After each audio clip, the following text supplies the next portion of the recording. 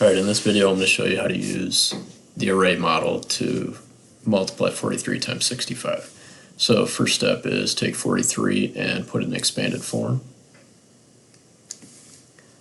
So I have 40 plus 3, and then do the same thing with 65. So I'm going to decompose it by putting it in expanded form. So I have 60 and 5. And then I have to decide what I'm going to multiply in each one of these cells. Basically what you're going to do is you're going to take 40 and go straight down, 3 and go straight down, 60 and go across, and 5 and go across. So it's going to look like this. 40 times 60 and 3 times 60. And then I have 40 times 5 and 5 times 3. So multiplying by 3,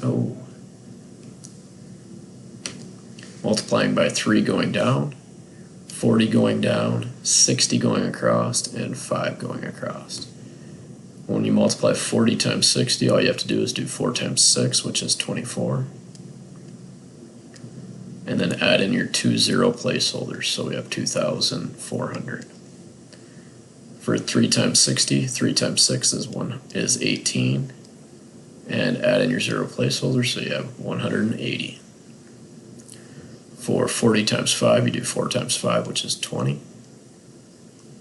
And then add in your 0 placeholder, so you have 200. And 5 times 3 is 15. Now that you have all these products, all you have to do is go and add them up.